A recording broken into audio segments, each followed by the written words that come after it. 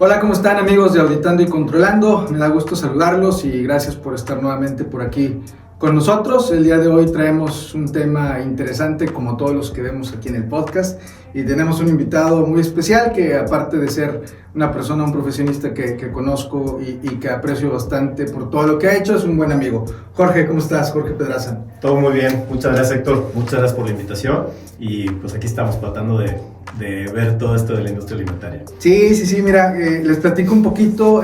Jorge tiene ya mucho tiempo con su familia dedicándose a un negocio en esta industria, en la industria de alimentos. Entonces, el día de hoy queremos platicarles acerca de cómo se hace implementación y cómo funcionan los controles internos precisamente en esta industria, ¿sale? Pero antes de empezar, me gustaría que nos platiques, Jorge, ¿qué onda contigo? ¿Quién es Jorge? ¿Qué ha hecho en la parte académica, personal, laboral? Todo lo que nos quieras platicar para que sepan con quién estamos hablando. Claro que sí, Héctor.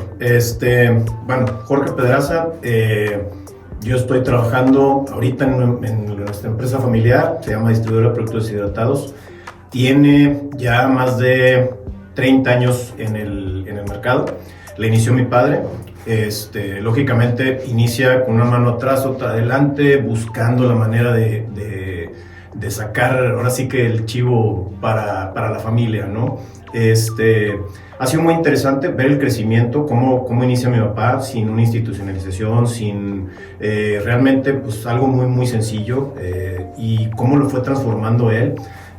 Gracias a Dios, pues yo hace 20 años que me agregué ahí con él, fui aprendiendo mucho de él y después, pues poco a poco empecé yo también ya a meter un poquito mi semilla, a tomar algunos cambios, a hacer algunas transformaciones en toda la parte de la empresa. Y pues bueno, ahorita ya estoy yo como director general de la empresa. Y pues bueno, seguimos avanzando, seguimos haciendo la parte de institucionalización, y también hemos metido muchísimos controles, ha habido muchos cambios en la industria alimentaria donde tienes que cada vez hablar más de la seguridad alimentaria, de cómo llegan los alimentos sin alguna contaminación, sin algún riesgo para los consumidores, etc. Y bueno, mucho de esa parte también, yo estoy en el TEC de Monterrey. Me gradué de agronegocios.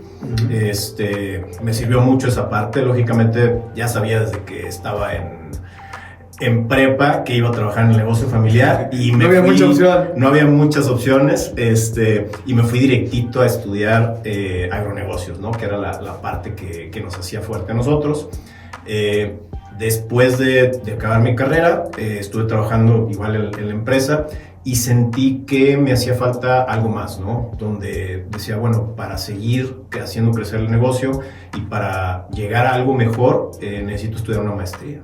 Y fue donde yo estudié la maestría aquí en el EGADE, estudié el One MBA y pues bueno, fue una experiencia increíble, desde lo que pude aprender de los maestros, de mis compañeros, la experiencia internacional, el conocer a tanta gente de otros países, otra cultura, poder platicar con ellos de una manera distinta, ¿no? Muchas veces me ha tocado hacer negocios con muchos países, muchas culturas y demás, pero es siempre cliente, proveedor, es una manera muy distinta cuando ya tienes, son iguales, ¿no? Entonces empieza a ver esas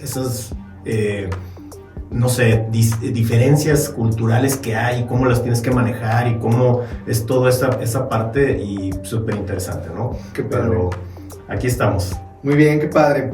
Y respecto, bueno, ahorita dijiste varios temas y parte de la audiencia son chavos estudiantes o recién graduados.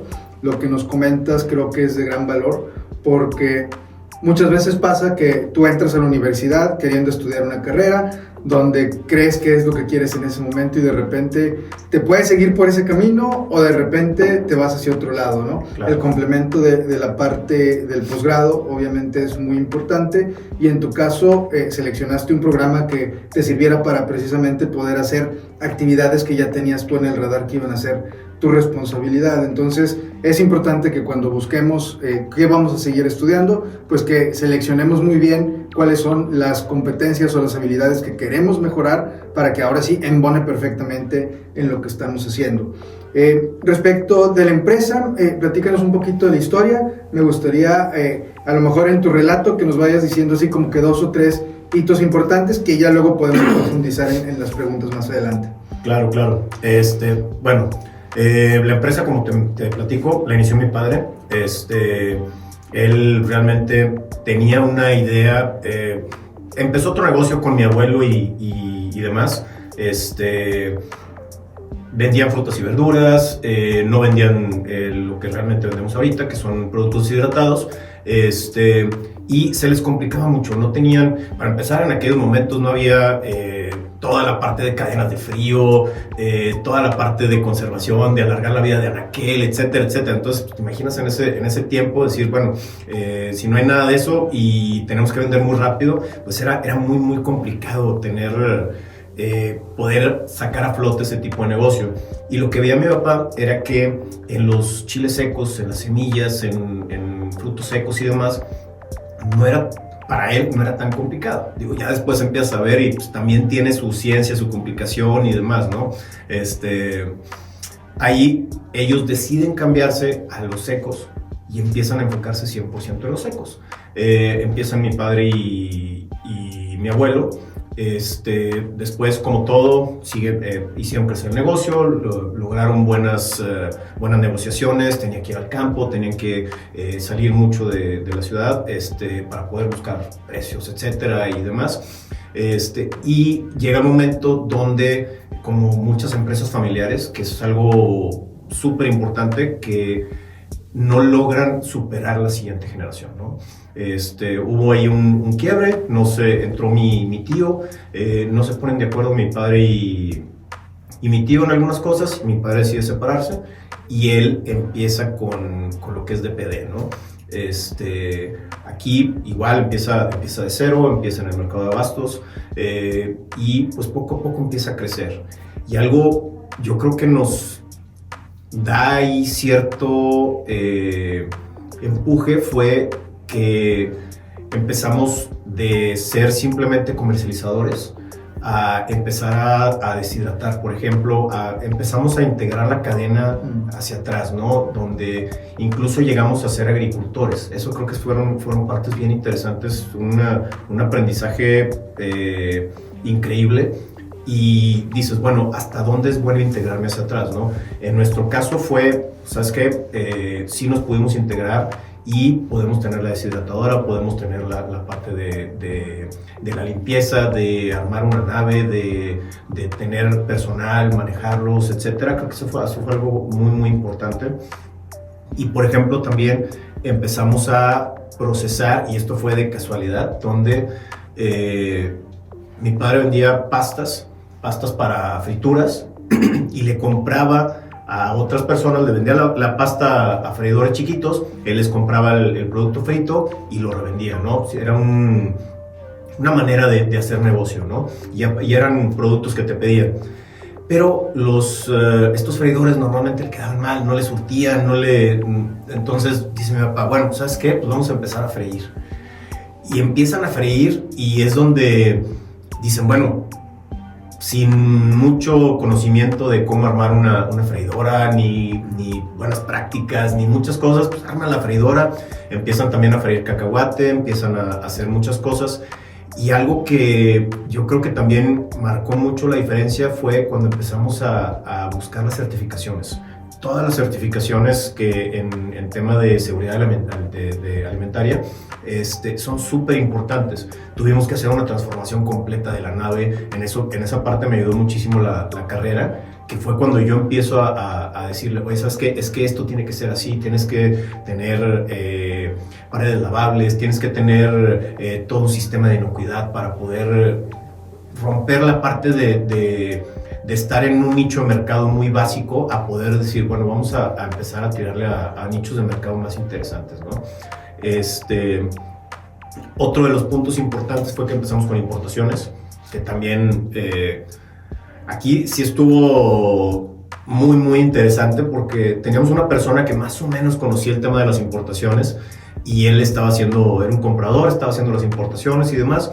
Por alguna situación, tuvimos que dejar ir a esta persona y yo tenía, no sé, a lo mejor 2 años en la empresa, una cosa por el estilo, y me dice mi papá, pues ahora vas a importar, al final de cuentas tú estudiaste eso y ponte a importar todo. Desde el inglés. Sí, exactamente, entonces sí fue así como que, ay, pero pues me aventó así y dijo, bueno, pues empezar, ¿no? Y más o menos había algo, no se me complicó mucho, la verdad es que ya llevábamos algún tiempo con temas de importaciones y demás, entonces simplemente fue agarrar negociaciones y fue muy sencillo, ¿no? Como ya estaba haciendo negociaciones en México, no fue tan complicado, pero yo creo que esas fueron las partes más importantes en el tema de cómo fue evolucionando el negocio. Y pues bueno, ahorita pues, tenemos ya varios centros de distribución, tenemos algunas fábricas, compramos en diferentes partes de México, traemos mercancías de casi todo el mundo, empaques, procesos, mezclas y demás. Entonces pues todo eso nos ha hecho aprender mucho y pues seguir avanzando en todo esto, ¿no? Qué padre. Fíjate, de todo lo que nos platicas, déjame sacar algunos datos interesantes. Parte de los retos importantes en esta industria, cuando inician era pues comprarle al productor, enviarlo a donde lo vendías hecho madre, así súper rápido, por el tema de que se te echaba a perder, claro. Y luego venderlo lo más rápido posible. Correcto. Entonces ese tenía que ser un proceso muy ágil. Con los deshidratados se alarga un poquito más, o sea, tienes que hacerlo rápido, pero se echa a perder un poquito más lento. Correcto. Entonces te da cierto campo de acción, ¿sale? Luego, temas de gobierno corporativo. Cuando son empresas familiares y empiezan a haber discrepancias entre los integrantes de la familia, sucede esto, en lugar de fortalecer algo que ya estaba construido, se escinde y entonces en lugar de seguir multiplicando, pues empiezas a sumar pero en lo individual. Exacto. Entonces gobierno corporativo, súper importante también, tener los acuerdos en el momento en que todos estamos felices y contentos y el día que nos peleamos pues nos remitimos a lo que habíamos dicho cuando estábamos felices. Así es. Sí, eso es importante. Otros de los retos es el tema del mercado local, el mercado internacional, el tener que cumplir con regulaciones para poder llegar a tener certificaciones que te van a abrir otro tipo de mercados. Pues bueno, tener el personal capacitado y competente para poder ejecutar todo esto, ¿no? Entonces ha sido digamos que parte de los retos que escucho a lo largo de tu explicación. Ahora, pasando ya un poquito más a los temas del podcast y muy puntualmente, dentro de todo esto, ¿cuáles pensarías tú que son algunos de los principales riesgos que se enfrenta en una empresa que se desempeña en esta industria?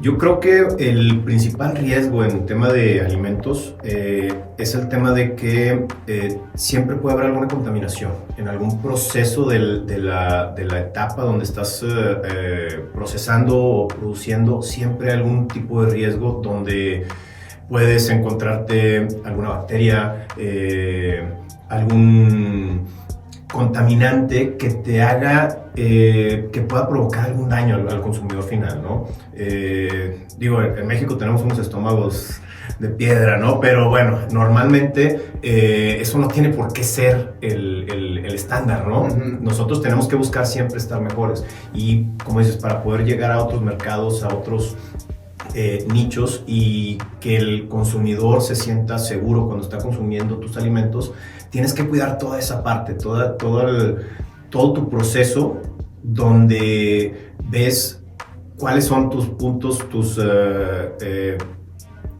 críticos de control y de ahí empiezas a tomar acciones para poder solucionar ese tipo de problemas que pueden haber. Otros de los problemas han sido más en el tema del agro. Ha sido mucho cambios climáticos. Tenemos ahorita primero fue el efecto del niño, ahorita tenemos el efecto de la niña. Hay sequías, hay deforestación, hay erosión del suelo. Muchas veces cuando repites, no sé si lo sabías, pero cuando estás normalmente plantas el mismo producto en la tierra, vas quitándole, ese producto en específico necesita ciertos nutrientes. Entonces, siempre, si lo estás repitiendo y repitiendo, le va quitando todos esos nutrientes o esos específicos nutrientes que la planta necesita o ese cultivo necesita, se los quita. Entonces, lo que normalmente tendrías que hacer es hacer una buena rotación de tus cultivos, donde algunos se complementan, algunos diferentes tipos de cultivos se complementan, donde quito algunos nutrientes, pero metes otro cultivo, agarra otros y deja los que la otra planta había quitado.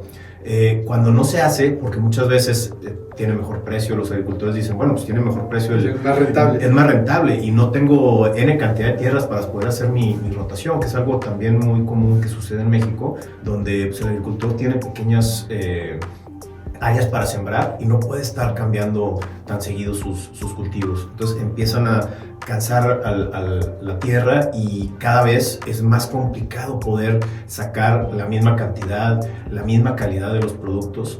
Entonces todo eso afecta ahí en el tema de los cultivos. Y si le sumamos que hay muchos desastres naturales, huracanes, sequías que creo ya lo había mencionado y demás, pues todo eso le va afectando al agricultor y pues a veces creo que es algo interesante también y me tocó verlo por ejemplo en Europa, donde en Europa hay muchas cadenas y también muchas personas están conscientes de eso, donde tú puedes ponerle alguna etiqueta a tu producto donde dices, yo le estoy pagando un precio justo al agricultor, donde ya no es simplemente por tema de precio, donde tratas de que el consumidor se lleve tu producto, ya estás yendo un poco más allá, en donde el consumidor dice, yo quiero ser parte de esa cadena donde no estoy aplastando al agricultor, donde yo apoyo para que el agricultor también tenga su pago digno por lo que él está haciendo. Que son las iniciativas de ambiente, sociedad y gobierno, ¿no? El famoso ESG. Así es. Porque la persona que está formando parte de esa cadena cuida al agricultor, pero a su vez el agricultor va a cuidar la tierra y al cuidar la tierra va a contribuir a todo el tema climático, etcétera. Exactamente. Etcétera, ¿no? Sí, fíjate, estos retos son interesantes y muchos de ellos pudieras hacer algo dentro de la empresa, puede estar bajo tu control hasta cierto punto y muchos de ellos tienes que más bien saber cómo vas a reaccionar en caso de que sucedan, porque son totalmente inciertos, ¿no?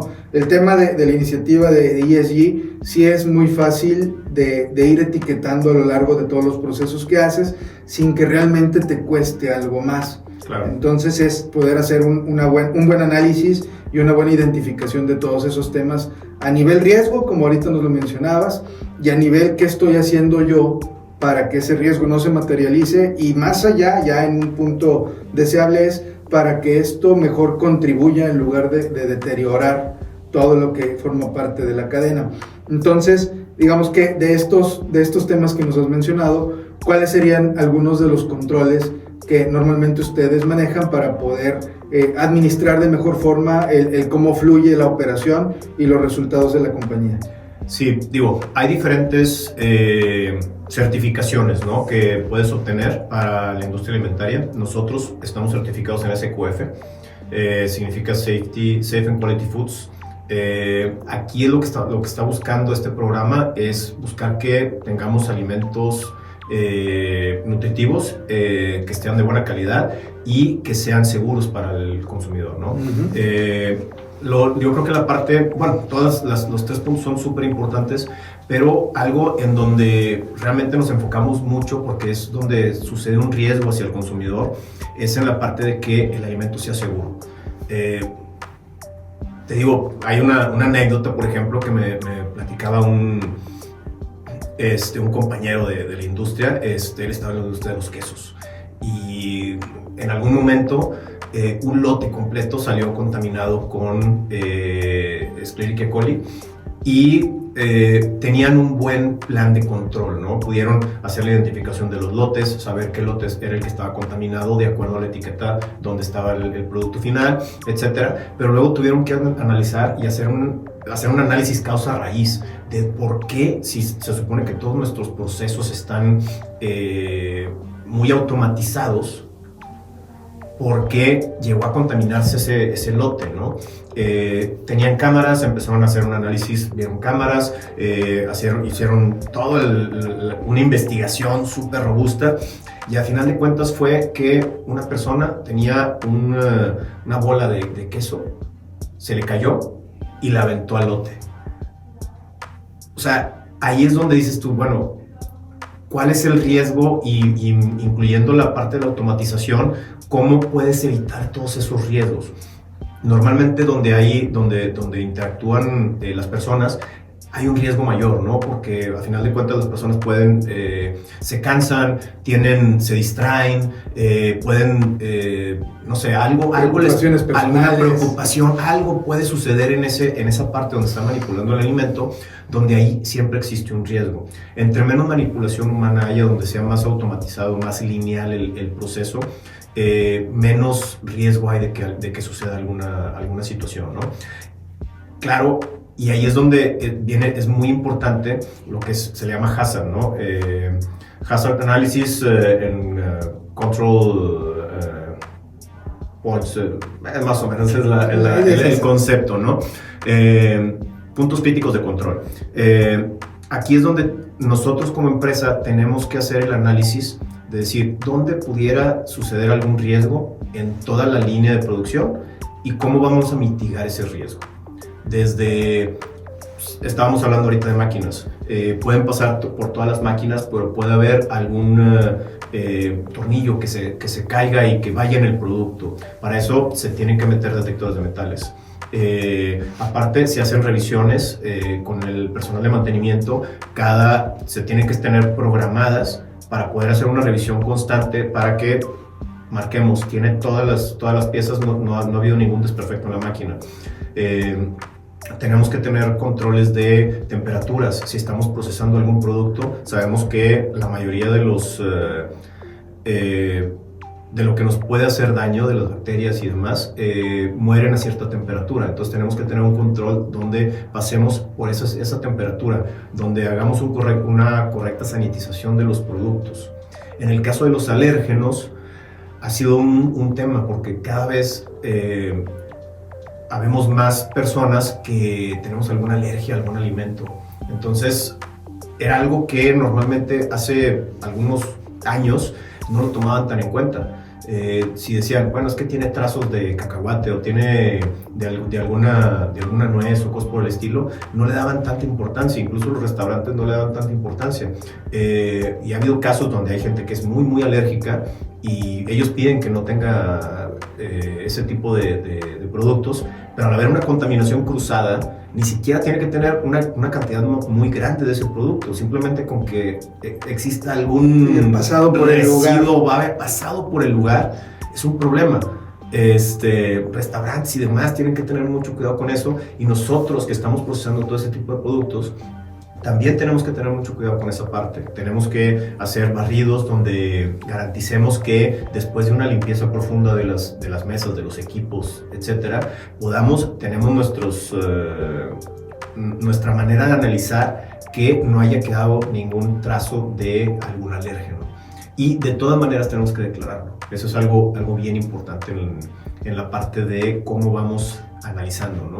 Y cómo vamos, más que analizando, dejando en claro que pudiera tener eso, ¿no? La gente ya es más consciente, puede decir, bueno, si puede contenerlo, mejor no lo consumo, etcétera, ¿no? Aunque tengamos todas las precauciones, ¿no? Sí, que es cuando viene en la bolsita, ¿no? De que pudo haberse procesado en un lugar donde había este tipo de producto. Exactamente. Entonces ya ahí tú tomas el riesgo como cliente, como consumidor, de, bueno, pues si es poquito, a lo mejor sí lo aguanto, entonces no me voy a privar de este producto. Claro. Y hay quien, como dices, lo tiene muy elevado el tema de la alergia, entonces sí puede ir descartando todo aquello que le puede hacer daño. Ahorita hablabas del tema de la trazabilidad como uno de los controles más importantes. Sí. ¿Cómo ha sido la evolución desde el inicio de cómo trabajaban con la empresa cuando la tenía solamente tu papá a lo que les ha venido pidiendo no nada más la parte normativa, sino la misma operación y la parte comercial también, porque te ponen ciertos requisitos para poder acceder a ciertos clientes en particular, de hacerlo todo pues prácticamente manual, a que ahora ya se tienen sistemas pues automatizados, digitales, etcétera, que te ayudan a todo eso. Platícanos un poco de este tema. Claro, en la parte de automatización y la parte de tecnología, yo creo que ha sido increíblemente, nos ha ayudado muchísimo en toda esa parte para hacer la trazabilidad, ¿no?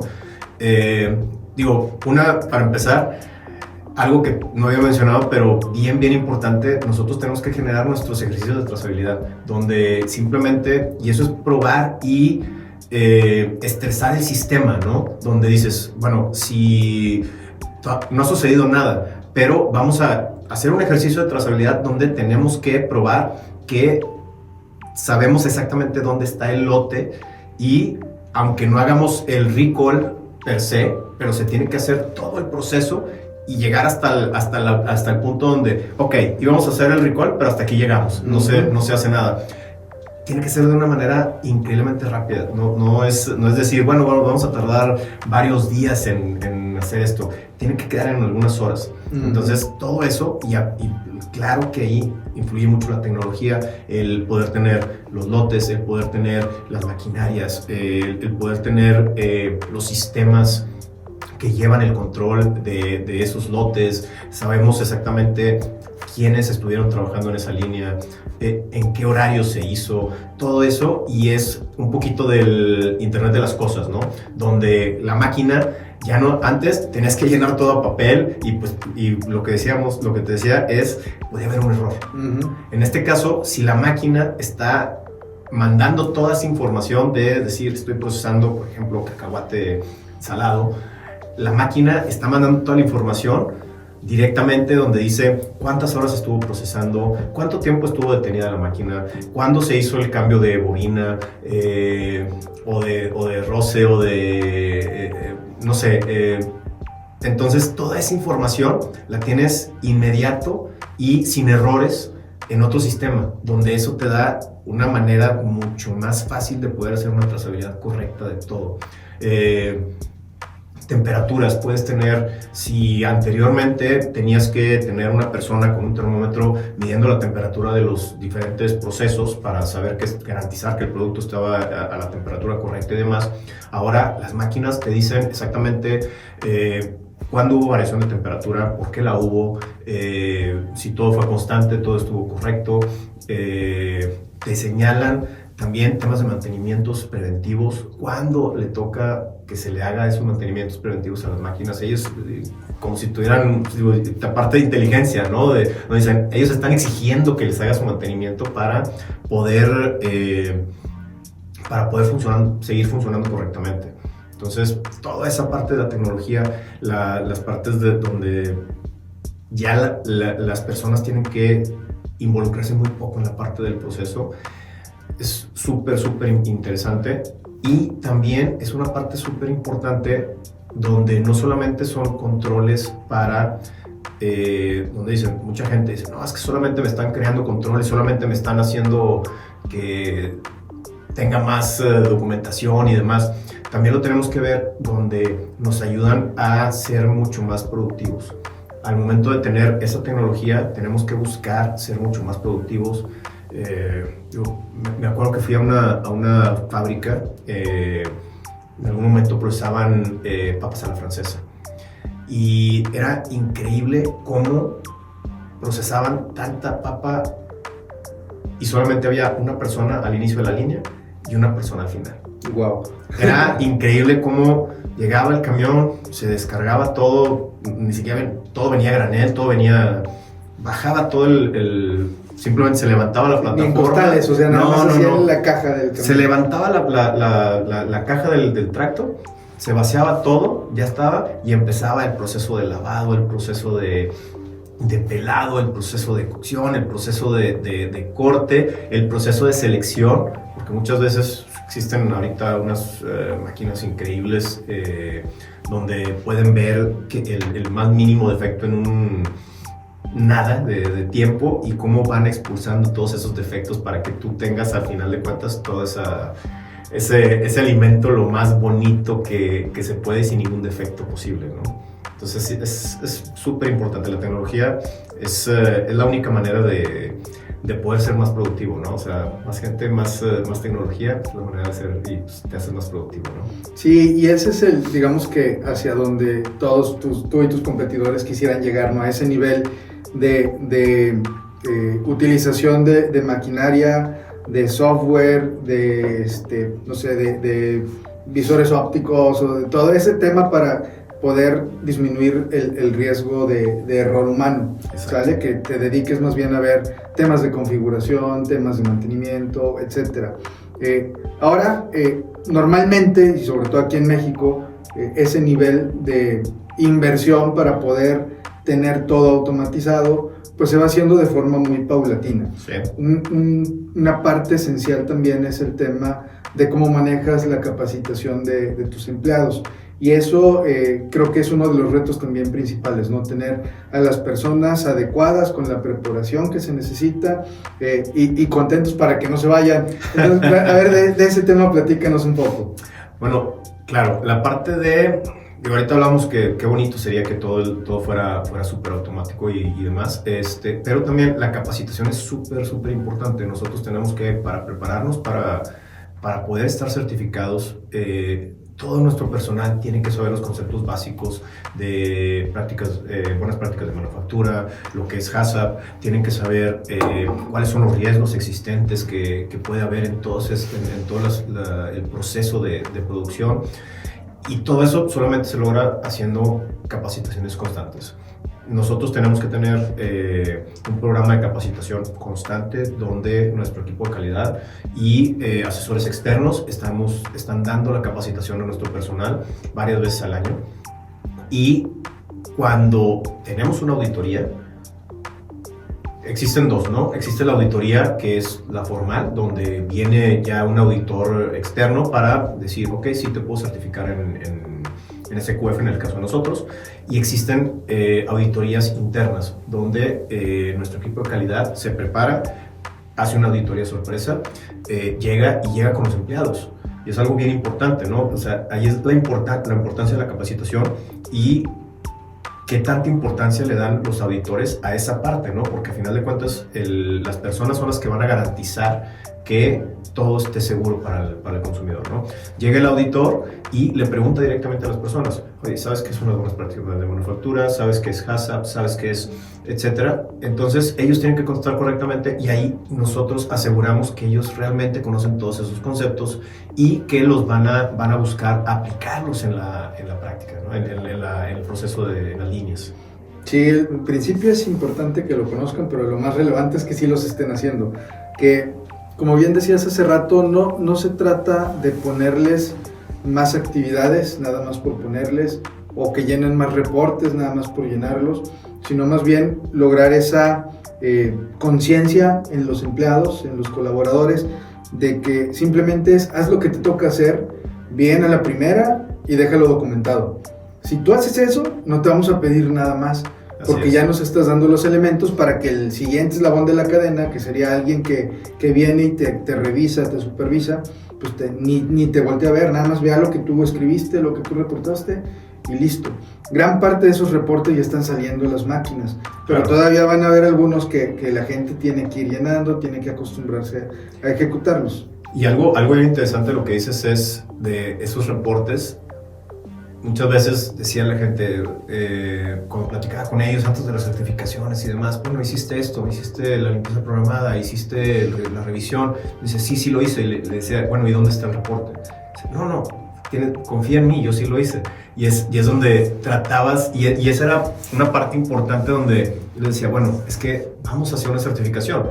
Entonces, si no está documentado, para el auditor no sucedió. ¿O cómo vamos a demostrar? Yo te conozco, yo sí confío en ti, pero este güey no. Exactamente. Entonces, eso es bien importante. Cómo las personas empiezan a cambiar ese chip donde dicen, aparte de que lo tengo que hacer o de que lo voy a hacer, tengo que hacer esa documentación. Y si no hago esa documentación, me van a decir que es como si no lo hubiera hecho. Y eso es cuando empiezan a entender esa parte, es donde también hay un cambio interesante en la cultura de la gente, y es donde es mucho más sencillo llegar a las certificaciones sin tantas complicaciones. Correcto. Y bueno, ha sido, me imagino, un proceso bastante complejo para lograr esa cultura organizacional donde se tenga esa conciencia, donde se tenga ese cuidado de hacer las cosas y demás.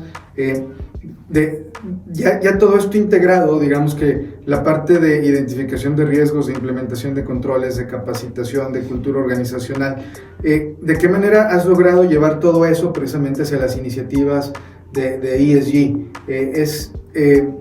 Me imagino que tiene un nivel de complejidad también un poquito adicional, pero si te vas hacia allá, ¿qué beneficios tendrías tú como empresa? Mira, si nos vamos a todo ese tipo de iniciativas, digo, para empezar, creo que genera cierto compromiso con el agricultor, por ejemplo, donde empiezas a decirle, bueno, si tú haces rotación de cultivos correctamente, y yo te voy a apoyar en esa rotación de cultivos para que no te veas limitado a decir, bueno, es que si siembro, por ejemplo, los chiles para hacer los chiles secos y luego tengo que sembrar maíz o tengo que sembrar frijol, es simplemente, bueno, yo te puedo comprar todos esos cultivos, ¿no? Al momento de ser una empresa integral y garantizarle cierto precio, ¿no? Uh-huh. De esa manera, el agricultor, pues está más contento, dos, estamos dándole un correcto tratamiento a las tierras, estamos contribuyendo con el medio ambiente, porque todo eso influye a que haya menos erosión, que gastemos menos agua, que gastemos menos recursos naturales, que todo eso cada vez se complica más. O sea, cada vez se necesitan más alimentos, cada vez se necesitan mejores productos, y muchas veces la tierra ya no puede generar eso. Creo que toda esa parte es donde nosotros tendríamos un beneficio considerable en el sentido, yo creo que para todos, ¿no? Para el consumidor final tendría un mejor producto, para nosotros, bueno, garantizamos también que el agricultor está contento, que nosotros tenemos el producto y que vamos a tener una mejor calidad en el tema de los productos. Entonces, por todos lados, creo que toda la cadena nos beneficiamos de ese tipo de acciones. Y pues sí, ¿no? O sea, creo que es algo que poco a poco tiene que ir evolucionando, ¿no? Tenemos que, el mismo consumidor, al momento que nos empieza a exigir ese tipo de iniciativas, es donde ellos nos jalan y podemos nosotros contribuir más en la parte hacia atrás, hacia la cadena de abasto, ¿no? Sí, el consumidor final es el que lo está pidiendo en sus cambios de consumo, en sus cambios de lo que busca, de lo que quiere participar dentro de toda esta cadena, y eso te lo pide a ti el distribuidor, los mayoristas o las tiendas departamentales. Al ver que eso le pide su cliente final, pues voltea contigo y te lo va a solicitar a ti. Entonces también es importante, y como empresa te beneficia la percepción que tienes para con ellos, que son quienes tienen ese enlace con el cliente final. Tú tienes que ir avanzando en estos temas y tienes que demostrar que eres de quienes están a la vanguardia, quienes están cumpliendo, para que seas, digamos, que tengas de alguna forma la tranquilidad de que te van a seguir comprando. Así como tu agricultor tiene la tranquilidad de que tú vas a apoyarlo a través de un buen precio, de siempre estar ahí apoyándolos, incluso hasta en capacitaciones y cosas que muchas veces ellos no tienen ese acceso. Claro. Entonces ahí es donde se empieza a cerrar como que toda la pinza, ¿no? Yo promuevo que esto suceda, ayudo a que esto suceda, lo hago en la casa, lo demuestro a través de mis reportes, de mis certificaciones. Si vienen y me quieren revisar alguna de las grandes cadenas, tienen la puerta abierta para poder hacerlo, y al final el cliente va a estar tranquilo de que yo estoy contribuyendo con toda esa cadena. Exactamente. Y como decías, la parte de las capacitaciones que puede haber hacia los agricultores, la parte donde en lugar de la parte orgánica, por ejemplo, que se ha visto mucho, hay una tendencia de productos orgánicos, que se eleva muchísimo el precio porque es muy complicado tener un cultivo 100% orgánico y tener la misma producción que utilizando agroquímicos. Pero también volviendo al tema de las tecnologías, no solamente en la parte de las fábricas, sino también en la parte del campo, ahorita empieza a haber muchísima tecnología que ayuda también a la parte de de no usar tanto agroquímico en los cultivos, donde ya empieza a ver con algunos ojos electrónicos, algunos implementos en los tractores, pueden estar viendo qué planta sí necesita algún nutriente o donde hay alguna maleza en específico, y en lugar de rociar todo el campo como se hacía normalmente, ahorita puede ir seleccionando y solamente hacer un espreado en la maleza que se está viendo en ese momento, ¿no? Entonces eso es súper interesante, que estamos reduciendo los agroquímicos que se están usando en muchos de las siembras, pero en conjunto con la tecnología, ¿no? Empieza a ver, me imagino, viste en algún momento donde pasaban las avionetas rociando y demás. Eso está cambiando, desde temas de utilizar menos combustible, la utilización de drones para poder mapear todo el campo y poder saber exactamente dónde hace falta agua. Ya nada más con eso, donde tú puedas decidir, ¿sabes qué? En esta zona de la siembra voy a irrigar, porque aquí es donde realmente hace falta agua. Cuando antes era, pues bueno, sabes, todos los días tenías que abrir cierta cantidad de horas sin saber siquiera si era necesario o no. Con eso ahorras agua y estás empezando a cuidar más los recursos naturales, ¿no? Correcto. Pues bueno, yo creo que con esto ya dimos una buena revisada de varios de los temas importantes. Parte de mis recomendaciones siempre es pues hacer esa identificación de todos los temas importantes, hacer un buen mapa de riesgos y a través de eso pues ir priorizando cuáles son las principales actividades que vas a necesitar ejecutar para cumplir con todo lo que necesitas en estos temas. ¿Cuál sería tu mensaje final para la gente que nos escucha, Jorge?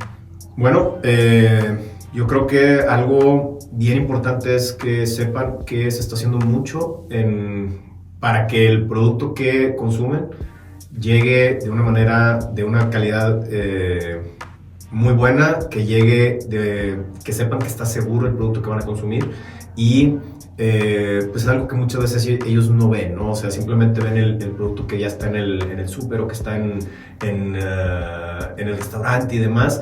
Hay mucho trabajo, hay una cadena increíble de valor donde se traen productos de muchas partes. Cada vez que se sientan en una mesa están probando productos de todo el mundo, ¿no? Entonces es algo súper importante, y pues simplemente que tenemos que ser muy conscientes en seguir llevando todos estos procesos de control para poder garantizar toda esa seguridad en el tema de los alimentos. Perfecto. Jorge, muchísimas gracias por habernos acompañado, por todo lo que nos platicaste. Y esta es tu casa, cuando quieras regresar, ya sabes, aquí estamos. Muchas gracias, Héctor. Muchas gracias. Bueno, pues muchas gracias a todos por habernos escuchado. Mándenos sus comentarios, alguna duda en particular o lo que se les ocurra, me lo pasan y aquí lo vemos con Jorge, o si yo puedo ayudarlos, pues con mucho gusto lo vamos a hacer. Les mando un fuerte abrazo y nos vemos en el siguiente capítulo. Bye.